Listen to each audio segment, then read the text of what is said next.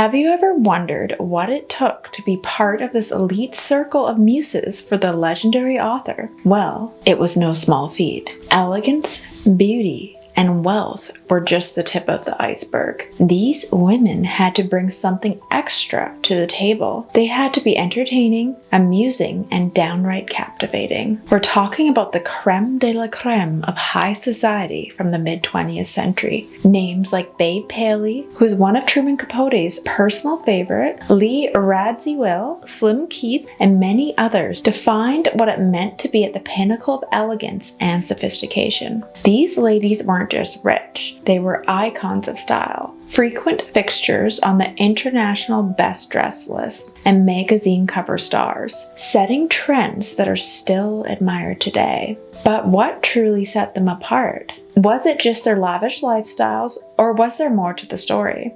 From the old money aesthetic that's all the rage on social media to being the original ladies who lunch, these women were pioneers of the influencer culture we see today. So buckle up as we explore the lives and the legend and the legacy of Truman Capote's Swans. Stay tuned because you don't want to miss this deep dive into one of the most fascinating chapters of social and literary history. Another binding factor among these illustrious women was none other than Truman Capote himself, the renowned author, journalist, and master storyteller. Despite his modest height of 5'3", Capote's presence was anything but small. With his razor-sharp wit and his extravagant manner of speaking, he was a figure impossible to overlook. Truman's brilliance wasn't just in his personality, but also in his literary achievements. He was on the brink of genius, creating works that have since become pillars of American literature, such as the enchanting Breakfast at Tiffany's and the groundbreaking true crime novel In Cold Blood. His legacy is one of profound impact and timeless elegance, mirrored in the lives of the women he cherished and celebrated. Truman found himself in the inner circle of each of these remarkable women, acting as a close confidant as they traveled the globe, and trusting him with their most guarded secrets. To many, he was akin to a cherished companion until the dynamics drastically changed with the publication of La Côte Basque in 1965. This revealing excerpt from his anticipated novel, Answered Prayers, appeared in Esquire magazine in November 1975, causing a seismic shift in their relationships. Truman unveiled the very scandals and private moments his swans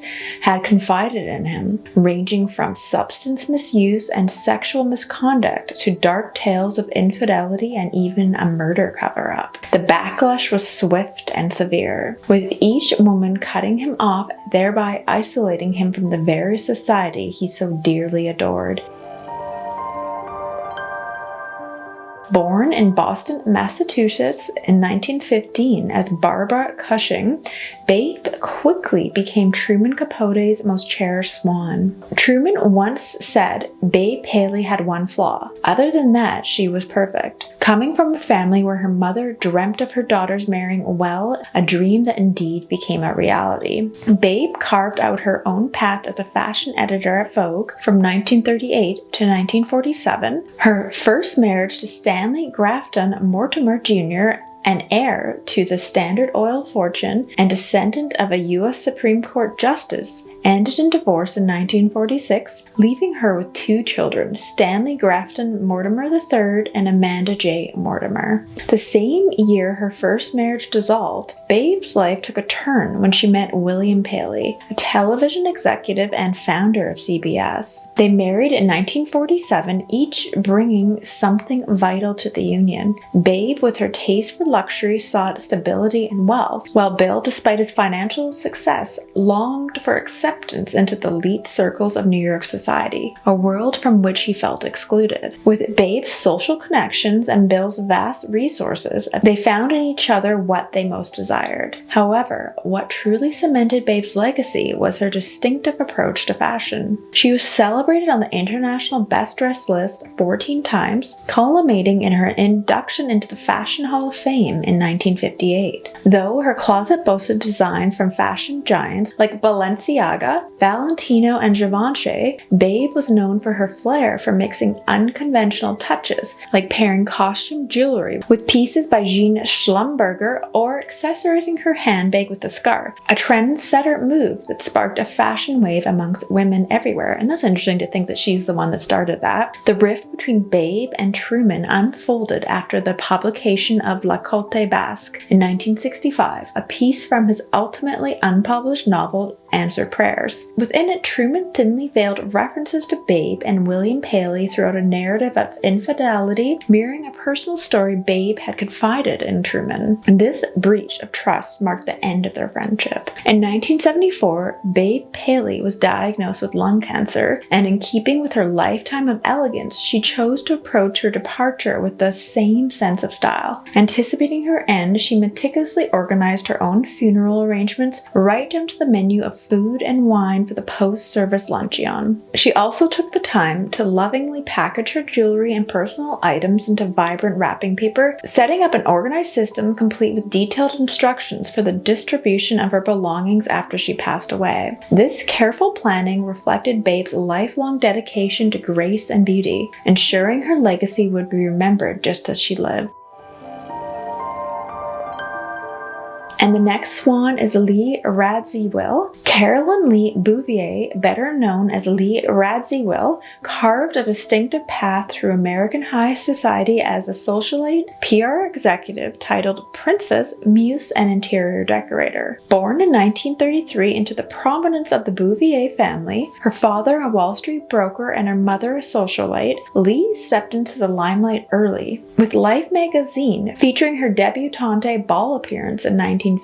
Despite an unsuccessful stint in acting in the 1960s, Lee found her calling in interior decorating for clients who spent minimal time in their homes. Her style and elegance were immortalized when Vanity Fair inducted her into the International Best Dressed Hall of Fame in 1996. Her friendship with Truman Capote began in 1967, leading to a collaboration on teleplay, showcasing a bond that weathered professional ups and downs. Lee's personal life was equally storied, marked by 3 marriages, a first to American diplomat Michael Temple Canfield, then to the Polish aristocrat Prince Radziwill, with whom she had 2 children and adopted the title of Her Serene Highness Princess Carolyn Lee, and finally to director and producer Herbert Ross. Her life, a blend of glamour, artistry, and resilience, remains a fascinating chapter in the annals of American cultural history. Although Lee's life was often viewed in comparison to her sister Jackie Kennedy, she undoubtedly carved out a significant legacy of her own. She served as a source of inspiration for a number of artistic luminaries,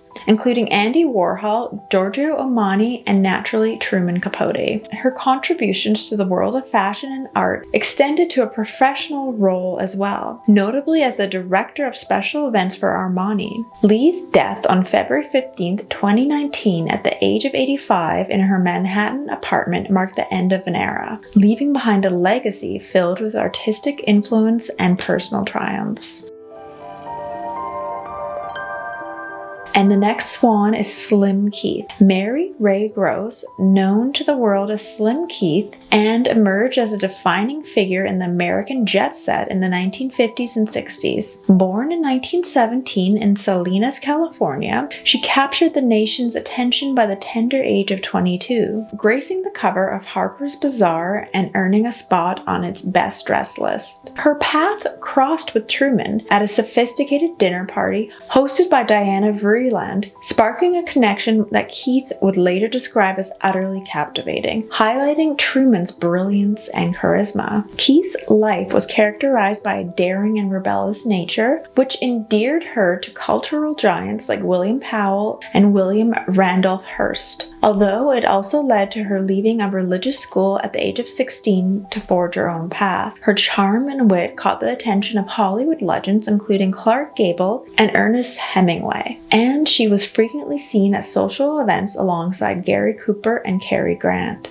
Her adventurous spirit led her into the arms of director Howard Hawks in 1938, who was so taken with her that he convinced her to marry him, despite his ongoing marriage. However, his subsequent infidelity prompted Keith to relocate to Havana, where she found companionship with Hemingway and later met her second husband, Leland Hayward, a prominent talent agent and a producer. The marriage lasted a decade, followed by her union with British banker and aristocrat Baron Keith of Castleacre. Beyond her social exploits, Slim Keith's California girl aesthetic made her a fashion icon, winning the prestigious Neiman Marcus Fashion Award in 1946, a recognition shared with luminaires like YSL and Christian Dior, cementing her status as a style legend. The bond between Truman and Keith was damaged following the publication of La Cote Basque in 1965, in which the character Lady Coolberth was seen as a derogatory portrayal of Keith. This depiction led to the end of their friendship, and they never reconciled or spoke to each other again after the story came out. Keith passed away at the age of 72 from lung cancer in New York, leaving behind a legacy intertwined with glamour, controversy, and the enduring impact of friendships lost. It seems like because everyone smoked so much, it seemed common. 2 of them died from lung cancer.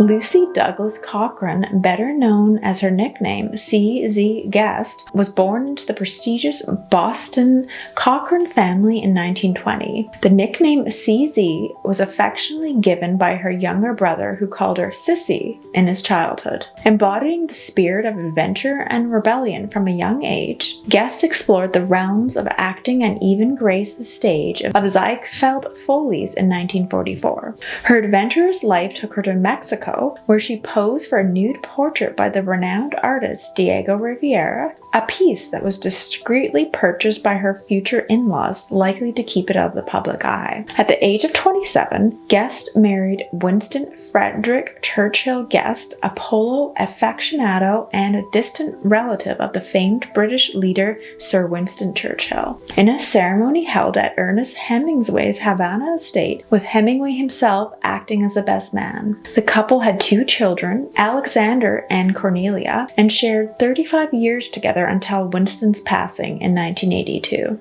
Guest's life was marked by her diverse interests and talents. She ventured into fashion design with a line of cashmere sweaters and was known for her equestrian skills. However, her true passion lay in gardening, a field in which she became an acclaimed expert. Her debut book on the subject, First Garden, published in 1976, featured illustrations by Cecile Beaton and a foreword by Truman Capote. A fixture in high society, Guest earned her place in the International Best Dressed List Hall of Fame and was celebrated in photographs by Slim Arsons, Cecile Beaton, and portraits by Andy Warhol, keeping company with luminaries like the Duke and Duchess of Windsor and Diana Vreeland. Notably following the controversy of Capote's La Cote Basque in 1965, Guest remained a steadfast friend of Truman, who affectionately described her as a cool vanilla lady, demonstrating a loyalty that stood apart from the reactions of her peers. And it's just so interesting, these socialites from this era in New York City. I feel like there's probably these people that still exist today, but I just find their stories so interesting.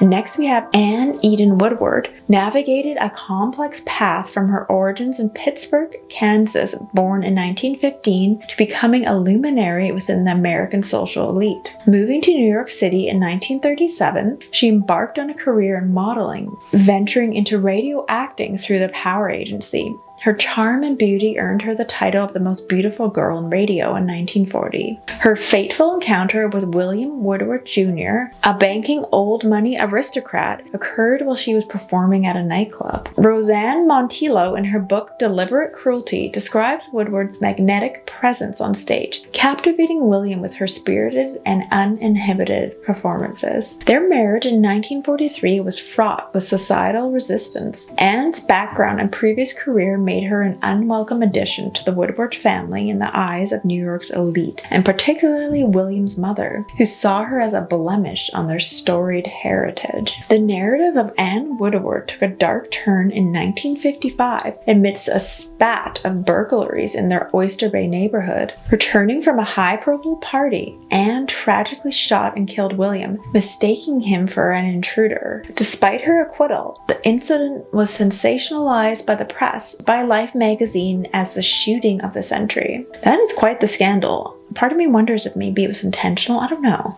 In the aftermath, Anne sought to maintain a low profile, yet her path crossed with Truman Capote a year later, leading to a fragile alliance. Despite perhaps hoping that this connection would offer some shield from public scrutiny, Lacote Bass would later thrust her once more into the limelight, revisiting the tragic events of her past. Anne Eden Woodward met a tragic end on October 10, 1975, when she took her own life in her Fifth Avenue apartment. The complexity and sorrow of her story were compounded by the words of her mother-in-law, who is reported to have said, "She shot my son and Truman just murdered her. And so now I suppose we don't have to worry about that anymore," referring to the intertwining of Woodward's fatal mistake and Truman Capote's literary expose that cast a long shadow above her life. This stark comment underscores the profound impacts of personal tragedies and public scandals intertwined, marking a sorrowful closure to Woodward's tumultuous life story. And next we have Gloria Guinness. Gloria Rubio, born in Guadalajara, Mexico in 1912, emerged as a luminous figure in the world of high society and fashion, celebrated by American publicist Eleanor Lambert as the most elegant woman in the world. Her impeccable style was showcased through her wardrobe, featuring creations by fashion icons like Balenciaga, Schiaparelli, Chanel, and Halston. Gloria Guinness's association with Truman in the 1950s saw her becoming a staple in the social scene. With Truman finding her wit and refusal to conform to the cautious humor of the ultra-rich both refreshing and amusing. Intriguingly, there were whispers of her involvement in espionage during World War II, hinting at a life touched by mystery and adventure. Despite the prestige she held later in life, Guinness's beginnings were shrouded in mystery, with her Mexican heritage often obscured and contested by her peers. The daughter of liberal journalists and a member of a prominent landowning family, her early years were marked by turmoil and tragedy, including her father's death amidst the political upheaval of the Mexican Revolution and displacement during the war. Yet Gloria was destined to ascend from these challenging circumstances. Truman observed that some individuals seem inherently suited to a life of wealth, a sentiment that fit Gloria perfectly. Her journey to prominence began with her marriage to Jacob Hendrik Francis Schultens, a Dutch industrialist, which paved her way to a brighter future. Following their divorce, her path took her to Paris and subsequent marriages, including to Franz Egon and of the Württemberg nobility, Hamad, as well as a marriage to an Egyptian royal descent, and finally to Thomas Loyal Guinness. Her complex family dynamics and marriages wove a rich tapestry that underscored her remarkable journey from a turbulent child to becoming popular in high society and fashion. Gloria Guinness established herself as a fashion icon and muse to renowned artists and designers. René Bucce captured her essence in his paintings, while Richard Avedon immortalized her in photographs, and Elsa Schiaparelli was among the designers who dressed her. Guinness was instrumental in popularizing capri pants, a trend she set by wearing Emilio Pucci's designs long before they became a staple in fashion wardrobes. Her impeccable style earned her a spot on the International Best Dressed list from 1959 to 1963, followed by her induction into the Hall of Fame shortly after. Gloria passed away in 1980 from a heart attack at her villa, and she was also taken down in La Côte Basque in 1965. And next we have Mareela Agnelli. And Donna Mareela was born in 1927, and she was an Italian noblewoman, celebrated art collector, and socialite who became acquainted with Truman Capote in the late 50s. By the time of their meeting, Agnelli had already familiarized herself with Capote's early work, recognizing him as a young genius, a sentiment echoed by Lawrence Leamer. Her marriage to Gianni Agnelli, the head of Fiat, in November December 1953 predated her friendship with Capote. Despite Gianni's notoriously poor driving skills, their union brought together significant wealth and an illustrious background. Mareela hailed from a distinguished lineage, with her father Filippo belonging to the Neapolitan nobility and her mother contributing to her Anglo-American affluence. Agnelli's passion for art and design led her to study at the prestigious Academy of Arts in Paris. Her creative pursuits saw her revitalize a once-neglected villa, and she dedicated years alongside a garden designer, Russell Page, to enhance the 25-acre family estate. Her elegance and beauty caught the eye of many, including icons like Andy Warhol and Richard Avedon, a favorite patron of Valentino. Her impeccable style was recognized with her induction into the International Best Dressed Hall of Fame list in 1963, solidifying her status among the elite circles of fashion and society. Had a strained relationship with Truman Capote, and this is highlighted in her memoir. She reflected on their bond in the 1960s, considering Truman not only just a friend, but possibly her closest confidant. However, she likened him to a falcon biding its time, which hints at a lurking tension beneath their friendship. Mareela passed away on February 23, 2019 in her Italian home, leaving behind a rich legacy at the age of 91.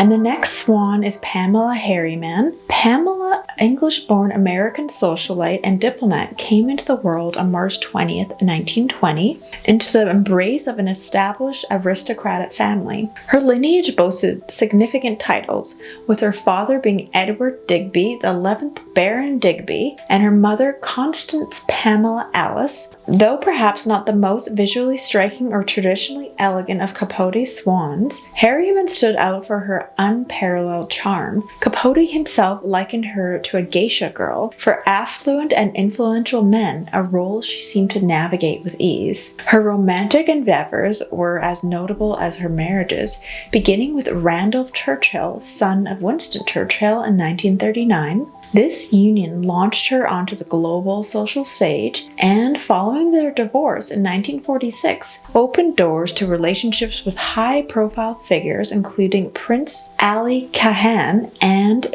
Gianni Agnelli. Harryman's second marriage to producer Leland Hayward in 1960 stirred controversy among her peers, especially since Hayward was still married to Slim Keith at the time of their meeting. Following Hayward's death in 1971, Harryman quickly rekindled her relationship with W. Averell Harryman, marrying him within the year. Harryman's charm also translated into a successful political career within the American Democratic Party, where she pioneered the Democrats for the 80s fundraising initiative. Her efforts were recognized when President Clinton appointed her as the U.S. Ambassador to France in 1993.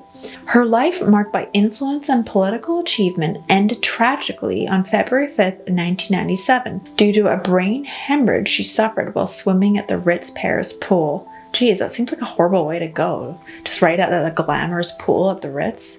Anyways, let me know if you have seen the TV show The Swans. I love the first season of Feud, and this second season does not disappoint as well. So let me know in the comments below if you knew much about The Swans before watching the TV show. I'm always curious to know your thoughts, and let me know if you have any other video requests. Alright, I'll see you guys again soon. Bye!